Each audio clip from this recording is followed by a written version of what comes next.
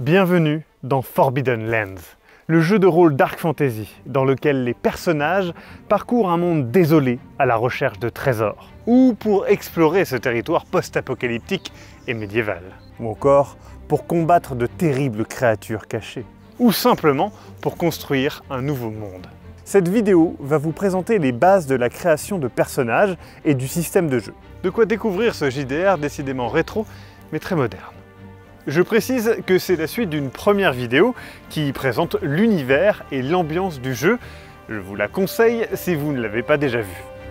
Pour nous aider dans cette présentation, on va utiliser un personnage exemple que l'on va nommer Tadina Gravemaker. Survivra-t-elle aux contrées interdites? Commençons par une vue générale du système de jeu. Forbidden Lands utilise le Year Zero Engine que vous pouvez retrouver dans Alien RPG, Tales from the Loop et, en toute logique, Mutant Year Zero. Vous jetez donc des dés à 6 faces, chaque 6 étant une réussite. Le nombre de dés que vous jetez dépend de votre score d'attribut additionné à votre score de compétence. Par exemple, si vous devez vous faufiler derrière un ennemi, cela vous demandera d'utiliser votre compétence furtivité, qui est liée à l'attribut agilité. Admettons que vous ayez 0 en furtivité, mais 2 en agilité. Cela donnera donc 2, ce qui indique que vous lancez 2 dés et qu'un 6 vous fera réussir. Plusieurs 6 vous offriront des effets supplémentaires positifs. Si vous n'avez aucun dé affichant 6, alors vous avez échoué. Dommage. Mais vous pouvez toujours mettre le paquet, c'est-à-dire relancer tous les dés n'ayant pas affiché un 6 ou un 1. Mais attention, tous les dés affichant 1 deviendront des malus, vous infligeant des dégâts dans l'attribut utilisé. Mais je reviendrai là-dessus en fin de vidéo. En bref, le système de jeu est très léger et pousse à la narration. Mais il n'est pas dénué de finesse, avec notamment l'utilisation de dés d'équipement, pour simuler leur usure au fur et à mesure de vos aventures. Forbidden Lands propose aussi de multiples règles optionnelles pour ceux souhaitant un système de jeu plus touffu. Passons maintenant à la création d'un personnage. Nous devons commencer par choisir un peuple, car le monde du Corvan est composé de plusieurs peuples, et c'est à vous de voir ce que vous voulez incarner. Voici une liste des possibilités.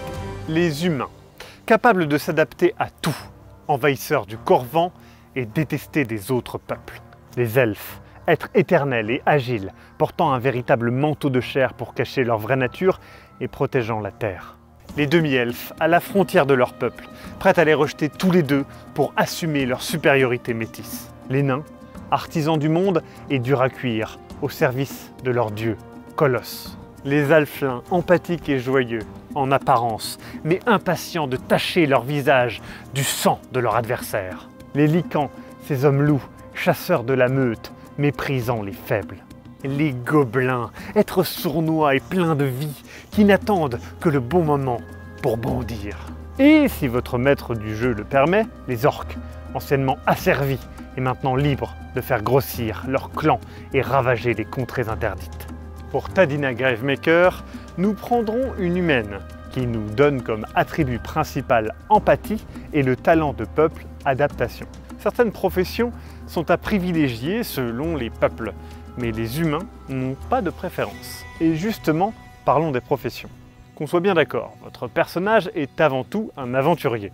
Mais avant de démarrer son aventure, il a roulé sa bosse, ce qui lui a permis d'en apprendre un petit peu. Il y a 8 professions, du cavalier au druide, en passant par le ménestrel ou le voleur. Elles vous donneront les bases de votre personnage, notamment en influençant ses attributs, ses compétences, ses talents spéciaux, ainsi que son équipement de départ. Pour notre personnage exemple, nous allons prendre guerrier, versé dans le combat et la violence exquise. Il est temps de répartir nos points d'attributs et de compétences. Chaque personnage a 4 attributs. Ils sont là pour vous donner une idée des capacités physiques et mentales de votre aventurier. Et de chaque attribut découlent 4 compétences pour un total de 16. Ces compétences sont les connaissances et capacités qu'ont acquises les personnages. Vos points d'attributs et de compétences varient en fonction de votre âge. Plus vous êtes jeune, plus vous avez de points d'attributs, ce qui reflète votre jeunesse. Plus vous êtes vieux, et bien plus vous avez de points de compétences, car vous êtes plus expérimenté. Petit détail, le nombre de talents disponibles pour votre personnage dépend aussi de votre âge. Tadina étant adulte, elle a 14 points d'attribut, 10 points de compétences et 2 talents. Distribuons donc ces points d'attribut. Ils doivent être situés entre 2 et 4, jusqu'à 5 si c'est un des attributs principaux de votre peuple ou de votre profession, ou même 6 si c'est le même attribut principal pour les deux. Tadina aura donc 5 en force, car c'est une guerrière. Ensuite, donnons-lui 4 en agilité, c'est toujours pratique. Étant loin d'être idiote, elle aura 3 en esprit. Par contre, elle n'est pas très en phase avec les autres, ce qui lui vaut 2 en empathie. Pour les compétences, vous pouvez assigner jusqu'à 3 points dans chacune des compétences de votre profession, et 1 point maximum dans les autres. Durant votre aventure, vous pourrez augmenter vos niveaux de compétences. Les compétences vont de l'artisanat à la souplesse, mais aussi le dressage, l'érudition ou même la furtivité. Tadina étant une guerrière, nous lui donnerons 3 en mêlée. Elle sait se battre au corps à corps, mais aussi à distance, donc elle prend 3 en souplesse. Sachant qu'elle aime se battre, elle n'aura pas trop de 2 en endurance. Et pour finir, elle a de bonnes capacités en perception, lui permettant de voir les ennemis arriver, donc 2. Maintenant, nous devons choisir un atout parmi une liste proposée ou créer le nôtre.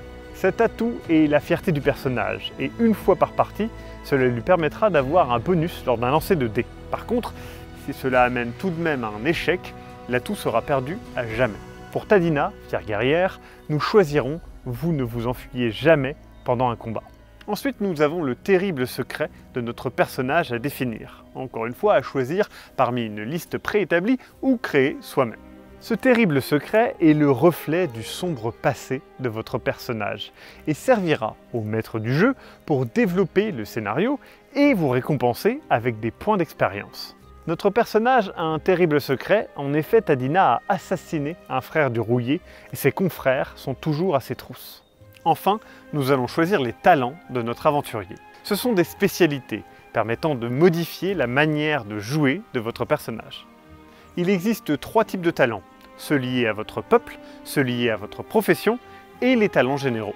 Généralement, les talents ont 3 rangs qui se débloquent au fur et à mesure de l'aventure du personnage. La liste est longue, donc nous nous concentrerons sur ceux choisis pour notre personnage exemple, Tadina Gravemaker. Nous choisirons un talent de profession et un talent de peuple. Tout d'abord, la voie de l'épée. Ce talent de guerrier nous permet de trouver un point faible lorsque l'on touche l'adversaire dans un combat. Évidemment, en échange d'un point de volonté. Parfait pour une guerrière. Ensuite, l'adaptation. Ce talent d'humain permet de dépenser un point de volonté pour utiliser une compétence alternative lors d'une action précise. Dans la mesure du raisonnable, évidemment. Par exemple, utiliser la compétence souplesse à la place de la compétence furtivité pour s'infiltrer discrètement, ce qui est fortement pratique. Pour terminer le personnage, il faudra lui choisir des relations avec les autres personnages joueurs, car il est essentiel qu'il y ait des tensions, des amitiés, du contenu pour le maître du jeu afin de créer des aventures dédiées aux aventuriers. Il faudra aussi déterminer l'équipement de départ du personnage qui découlera de sa profession. Évidemment, vous devrez définir une apparence pour votre aventurier et un nom. Plusieurs sont proposés dans le livre si jamais vous manquez d'idées. Et voilà, vous avez un personnage complet et prêt à jouer. Ce procédé est très rapide, mais il peut être approfondi avec le livret donné dans la boîte de Forbidden Lands, Légende et Aventurier, pour ceux qui comptent partir avec un personnage plus complexe et réfléchi. Pour finir la vidéo, je vais vous parler rapidement des combats. Ils reposent sur une liste d'actions lentes ou rapides qui vont provoquer des jets de dés liés aux compétences. De même, les talents des personnages auront possibilité d'améliorer ou d'influencer leurs actions en combat. Très complet, le système de combat propose aussi des règles avancées, notamment des combinaisons secrètes proches d'un pierre-feuille-ciseau avec des cartes de combat dédiées. C'est très pratique pour augmenter la tension et l'aspect tactique sans pour autant devoir sortir les figurines et la feuille quadrillée. De même, les conflits sociaux sont tout aussi intéressants et peuvent intervenir en plein combat pour pimenter le tout. Bon, par contre, n'allez pas tenter d'argumenter avec un ours, ça finit généralement mal. Au début de la vidéo, j'ai parlé des dégâts. Sachez qu'il n'y a pas de points de vie dans le jeu. En effet, les dégâts se font directement sur les points d'attribut. Et oui, Les dégâts sur la force sont des blessures classiques. Les dégâts sur l'agilité sont liés à l'épuisement. Les dégâts sur l'esprit représentent la peur, la panique. Les dégâts sur l'empathie sont le manque de confiance ou le désespoir. Si l'un des attributs arrive à 0, votre aventurier est alors brisé.